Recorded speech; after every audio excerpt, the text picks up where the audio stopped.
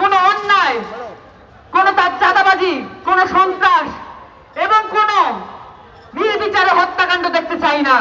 এবং আপনারা মনে রাখবেন, প্রত্যেকটা জুম্মার দিনই সংগ্রামের দিন।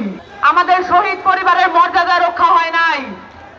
আমরা এও দেখতে পেয়েছি গত ৩-৪ দিন ধরে মাইলস্টোনে আমাদের শিশু আহত এবং শহীদরা যে মর্মবেদনার মধ্যে দিয়ে গেছে সেটা আমাদের সকলকে ছুঁয়ে গেছে এবং আমরা সকলেই সন্তপ্ত অবস্থায় আমরা চলাফেরা করছি এবং আমাদের রাজনৈতিক কর্মসূচি বাস্তবায়ন করছি।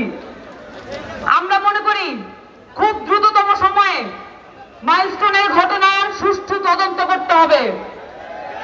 কারা কারা এর জন্য দায়ী, সেটা যদি যে কোনো বাহিনীর লোক হয় সেখান থেকে যেন ছাড় না পায়। আমরা আর আমাদের স্বাধীন বাংলাদেশে কোনো অন্যায়, কোনো চাঁদাবাজি, কোনো সন্ত্রাস এবং কোনো নির্বিচারে হত্যাকাণ্ড দেখতে চাই না, কোনো বিচার বহির্ভূত হত্যাকাণ্ড দেখতে চাই না।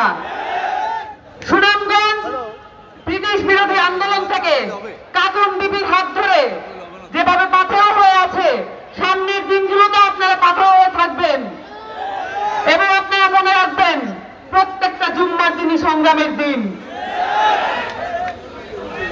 আপনাদের সকলকে আপনার সালাম জানিয়ে আজকের বক্তব্য শেষ করছি। আসসালামু আলাইকুম।